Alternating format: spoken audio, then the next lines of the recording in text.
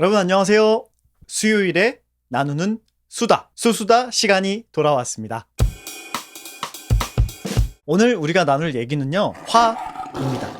질문이 좀 이상하긴 한데 여러분은 평소에 화를 잘 내시나요? 저는 이미지가 좀 이래서 그런지 사람들이 화를 잘 안 낼 거라고 생각하는데, 사실 저는 30대 초반까지 굉장한 버럭이었습니다. 그런데 30대 중반 넘어서 이제 30대 후반이 된 지금 시점에서는 화를 너무 안 내고, 화가 나는 상황을 맞이해도 그렇게 화가 나지 않습니다. 그렇다고 와서 누군가가 저에게 싸대기를 때리면 일상에서 겪는 자잘한 사건이나 사고에 대해서 모든 것에 화를 내는 편은 아닙니다. 30대 초반에는 화를 좀 이렇게 꾹 모았다가 한 번에 폭발시키는 좀 그런 나쁜 성격의 소유자였거든요. 저는 화를 낼 이유가 충분하고 화가 날 타이밍이 되었기 때문에 화를 낸 건데, 이 주변 사람들의 경우 조용하고 그냥 괜찮게 지내던 애가 갑자기 화를 내니까 놀라거나 당황하는 경우가 많았습니다. 그렇게 해서 놓친 인연들이 꽤 많이 있었죠. 돌이켜서 생각해보면 그때 내가 화를 잘 관리하거나 컨트롤할 수 있었다면, 혹은 지금처럼 화에 대해서 제가 좀 다른 시각을 가졌다면 그런 젊은 날의 실수는 하지 않았을 것 같습니다. 제가 버러기에서 이 차분히가 된 결정적인 계기가 몇 가지가 있는데요. 제 직업적 특수성 때문에 그런 것도 있고, 두 번째는 제 인생 경험, 그리고 세 번째는 책입니다. 제 직업적 특성은 얼핏 아시는 분들은 아시겠지만, 저는 영상을 제작하고 만드는, 그리고 그 전에는 공연을 제작하고 만들었던 주로 PD나 연출 일을 많이 했어요. 연출이나 PD 일을 하다 보면 현장 상황이 제 뜻대로 되지 않는 경우가 거의 100%라고 보시면 됩니다. 그때마다 일일이 화를 냈다면 저는 아마 지금 어떤 직업이나 그렇지만, 특히 마감 시간이 정확히 정해져 있는 이쪽 분야의 일 같은 경우 그 시간 안에 무언가를 이뤄내기 위해서는 이 화나 불필요한 감정을 소모하지 않는 것이 굉장히 중요합니다. 그런데 그 당시만 해도 저는 화를 참는다라고 생각을 했지, 화에 대해서 뭔가 다른 방향의 시각을 갖지는 않았던 것 같습니다. 그러던 제가 크게 두 가지 경험을 하면서 화에 대한 시각을 바꾸게 되었는데요. 첫 번째는 30대 초반, 제 전 재산을 털어서 공연을 제작할 당시의 이야기입니다. 그때 저는 제가 갖고 있는 거의 모든 재산과 모든 지원을 다 한 작품에 쏟아붓고 그걸 연출하고 있던 상황인데요. 그 당시 배우들의 연기나 그렇게 썩 마음에 들지 않았어요. 지금 생각해보면 당연합니다. 제 돈과 제 시간이 투자된 상황에서 무엇이든 제가 만족할 수 있을까요? 아마 엄청 불안했을 거예요. 그러다 보니 저는 그들의 잘못이나 이 행동 하나하나를 다 트집 잡고 싶어졌고, 하지만 그걸 티를 낼 수는 없다 보니 스스로 계속 쌓아놓게 되었습니다. 그러다 갑자기 어떤 작은 사건에 의해서 그게 터지고 저는 화를 직접적으로 표현을 하게 되었고요. 두 번째로 제가 화에 대해서 깨달은 건 30대 중반이었는데요. 그때 제가 작은 매장을 운영하기 위해서 인테리어 업체랑 공사를 진행하고 있었어요. 그때 공사 과정에서 인테리어 총괄을 맡고 있던 디자이너와 화장실 관련해서 이야기를 나누다가 제가 요구했던 디자인과는 다른 형태의 화장실이 나왔고, 그것에 대해서 수정을 요청하니까 어쩔 수 없다, 이미 시공이 들어갔다 라는 식으로 말을 하는 거예요. 그때 정말 오랜만에 화를 엄청 냈습니다. 그렇게 화를 내고 나니 제 마음만 뭔가 후련할 뿐이지 일은 아무것도 진행되지 않았고 아무런 변화도 일어나지 않더라고요. 심지어 그나마 애정을 갖고 있던 그 디자이너마저 저에게 차갑게 돌아서면서 인테리어 공사 과정에서 오히려 손해를 본 건 저였습니다.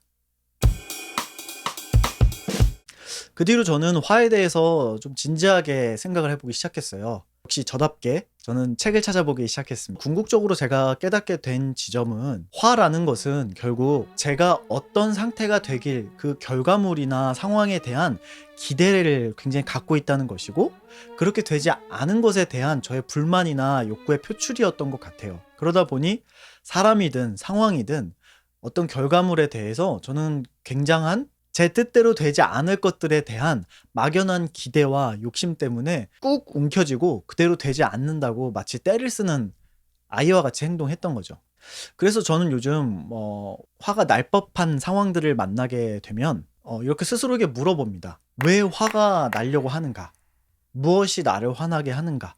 뭐 제가 성인 군자라서 혹은 제 성격이 특이해서 이런 건 아니고요. 제가 이런 생각을 궁극적으로 갖게 해줬던 것은 이 빅터 프랭클 박사의 죽음의 수용소라는 책을 읽으면서였습니다. 워낙 유명한 책이고 또 안 읽으신 분이더라도 아우슈비츠 수용소에 대한 이야기는 들어보셨을 거예요. 빅터 프랭클 박사는 이 수용소 생활을 거치면서 인간을 관찰하기 시작했습니다. 거기에서 인간의 잔혹한 폭력성도 관찰했고 자신의 목숨을 내놓으면서 선행을 베푸는 사람들을 관찰하면서 우리가 가진 자유가 있다면 어떤 외부 환경에 의해서 우리의 모든 것을 다 앗아갈 수 있지만 우리가 유일하게 뺏기지 않을 우리의 자유는 우리의 마음에서 어떤 선택을 할 수 있는 태도다라는 깨달음을 배웠어요. 그러니까 쉽게 말하자면 화가 나는 상황에 처했을 때 내가 거기서 화를 낼 수도 있고 화를 안 낼 수 있는 이 태도를 내가 결정할 자유는 인간에게 있다는 것이죠. 그래서 그런지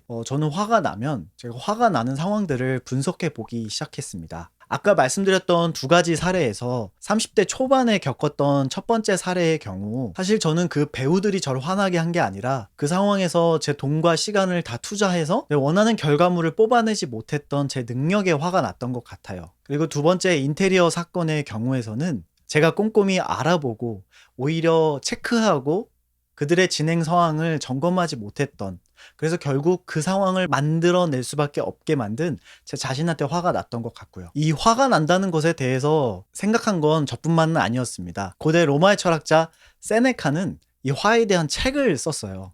지금 우리가 읽어도 참 끄덕끄덕 거리게 되는 말들이 참 많이 담겨 있습니다. 세네카는 화를 이렇게 표현합니다. 상대를 파멸시키기 위해 자신이 파괴되는 것도 불사하는 것이 화다. 이 당시 철학자들은 굉장히 이성 중심적인 사고를 강조했고 화라는 감정이 이성을 마비시키는 것에 대해서 안 좋게 봤던 것 같습니다. 물론 지금 우리도 그 영향을 받고 있고 그런 생각을 갖고 있죠. 세네카는 화에 대해서 아리스토텔레스의 말도 인용을 하는데요. 화는 필요하다. 화가 없으면 어떤 전쟁에서도 승리할 수 없다.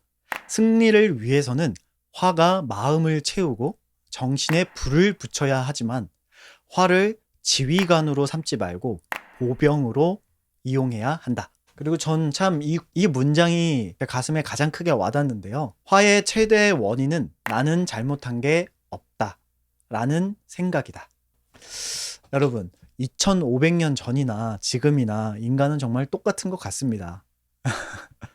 화가 나는 인간, 그걸 참으려고 하는 인간, 또 화에 대해 생각하는 인간, 모든 게 다 지금 우리와 크게 다르지 않은 것 같아요. 마지막으로 화에 대해서 여러분에게 말씀드리고 싶은 건 바로 이 세네카가 왜 화에 대한 책을 썼을까입니다.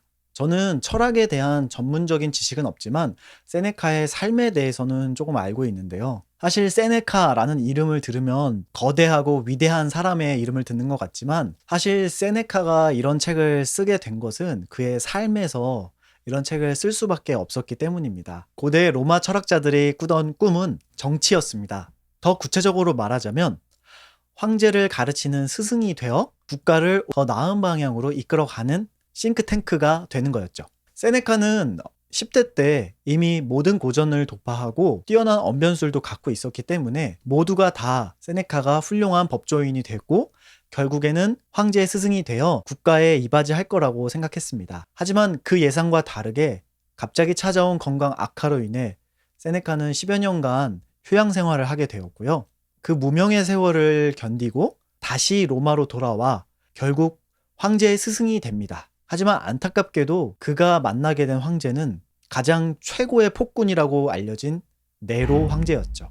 뛰어난 지식을 갖고 있고 뛰어난 능력을 갖고 있지만 자신의 제자는 굉장히 폭력적이고 스승을 존중할 줄 모르는 나쁜 학생이었습니다. 어떻게 보면 세네카는 지적으로는 고귀하지만 내적으로는 항상 세상과 자신의 운명에 대한 원망으로 가득 차 있었을지 모릅니다. 그러다 보니 이런 책을 썼을 수도 있죠. 그런데 만약 세네카가 거기에서 화만 내고 아무런 일도 하지 않았다면 지금 현재 세네카란 이름은 우리에게 전해지지 않았을 것이고 특히 이 좋은 책도 우리가 만날 수 없었을 것입니다. 오늘 얘기가 너무 교훈적이고 아름답게 흘러가는 것 같은데요. 오늘 제가 하고 싶었던 얘기는 화를 참는다 라는 이 생각 자체가 화에 대한 관점이 굉장히 단편적인 부분만 보고 있다라는 거죠. 우리가 화가 난다라는 감정을 들여다볼 때 과연 그 화가 어디로부터 오고 어느 방향을 향하는 것인지 잘 살펴본다면 화가 나는 그 상황에서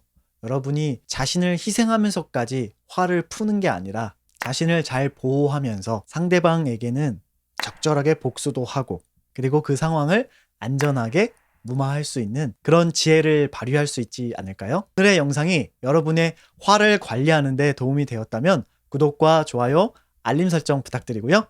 오늘도 행복하고 좋은 하루 보내세요. 감사합니다. 진짜.